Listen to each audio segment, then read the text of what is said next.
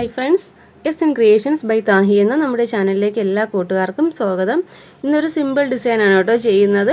ഇതൊരു printed georgette ആണ് കേട്ടോ നമ്മുടെ മെറ്റീരിയൽ വന്നിരിക്കുന്നത്. സ്റ്റിച്ചഡ് ഡ്രസ്സാണ്. ഓൾറെഡി ഞാനിത് സ്റ്റിച്ച് ചെയ്തെടുത്തിട്ടുണ്ട്. അംബ്രല്ല ചുരിദാറായിട്ടാണ് ചെയ്തേക്കുന്നത് കേട്ടോ. അപ്പോൾ ഇതിൻ്റെ നെക്ക് പ്ലെയിനായിട്ട് ഇടാൻ എനിക്കൊരു മടിയാണ്. അതുകൊണ്ട് ഞാൻ സിമ്പിളായിട്ടൊരു വർക്ക് കൊടുക്കുവാണ്. അപ്പോൾ നമ്മളിപ്പോൾ ചെയ്യാൻ പോകുന്ന വർക്കിന് സൂചിയോ നൂലോ ഒന്നും വേണ്ട. ഹാൻഡ് വർക്ക് അറിയണമെന്ന് നിർബന്ധമില്ല കേട്ടോ. വളരെ സിമ്പിളായിട്ട് ബിഗിനേഴ്സിന് പോലും ചെയ്യാൻ പറ്റുന്ന ഒന്നാണ് കേട്ടോ. ഇത് ഞാനിവിടെ ഇതുപോലുള്ള സ്റ്റോൺസ് മാത്രമാണ് എടുത്തേക്കുന്നത്. ഇതുപോലെ ട്രയാങ്കിൾ ഷേപ്പിനുള്ള സ്റ്റോണാണ് കേട്ടോ ഞാൻ എടുത്തേക്കുന്നത്.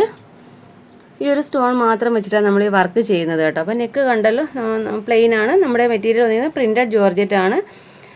ഓഫ് വൈറ്റ് ഷെയ്ഡിൽ ഒരു ലൈറ്റ് പീച്ച് കളർ ഫ്ലവേഴ്സും ഗ്രേ കളർ ലീവ്സൊക്കെ വരുന്നൊരു ടൈപ്പ് മെറ്റീരിയലാണ് കേട്ടോ. അപ്പോൾ ഇതിൻ്റെ നെക്കിൽ ഞാൻ ഇതുപോലെയുള്ള സിമ്പിളായിട്ടുള്ള സ്റ്റോൺസ് കൊടുത്തൊരു വർക്ക് ചെയ്യുവാണ് കേട്ടോ. പിന്നെ നമുക്ക് ഇത് ഒട്ടിക്കാനായിട്ട് ഗമ്മ് വേണം കേട്ടോ. ഇവിടെ ഞാൻ B6000 എടുത്തിട്ടുണ്ട്.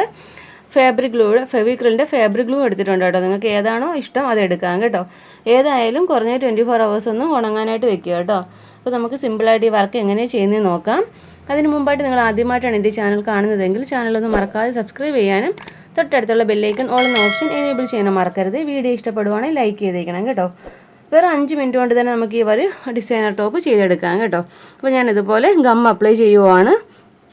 ഗം അപ്ലൈ ചെയ്ത് നമുക്ക് എവിടേക്കാണ് നമുക്ക് സ്റ്റോൺ വേണ്ടത്, എത്ര അകലത്തിലാണ് നമുക്ക് സ്റ്റോൺ വേണ്ടത് നോക്കിയിട്ട് അതനുസരിച്ച് വെച്ച് കൊടുക്കാം കേട്ടോ. നമ്മൾ ഗം വയ്ക്കുമ്പോൾ അത്യാവശ്യം നല്ല രീതിയിൽ തന്നെ ഗം വയ്ക്കാൻ ശ്രദ്ധിക്കുക കേട്ടോ. കാരണം പെട്ടെന്ന് ഇളകി പോകാൻ പാടില്ലല്ലോ.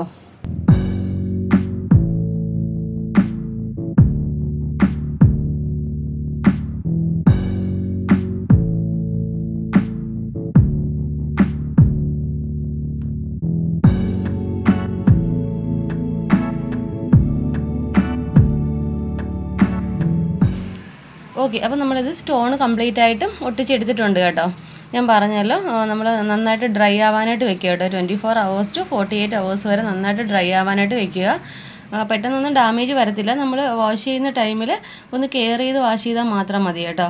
നല്ല സോഫ്റ്റായിട്ടൊന്ന് വാഷ് ചെയ്തെടുത്താൽ മാത്രം മതി. അപ്പോൾ ഇതിപ്പോൾ നന്നായിട്ട് ഉണങ്ങിയിട്ടില്ല കേട്ടോ. അപ്പം 24 hours കഴിഞ്ഞിട്ട് അല്ലെങ്കിൽ 48 hours കഴിഞ്ഞിട്ട് മാത്രം നമ്മളിത് ഡ്രസ്സ് യൂസ് ചെയ്യുക കേട്ടോ. അപ്പോൾ ഇതുപോലെയാണ് വരുന്നത്. ഇത് ബിഗിനേഴ്സിന് വേണ്ടി ഒരു 5 മിനിറ്റിൽ ചെയ്യാൻ പറ്റുന്ന സിമ്പിൾ വർക്കാണ് കേട്ടോ.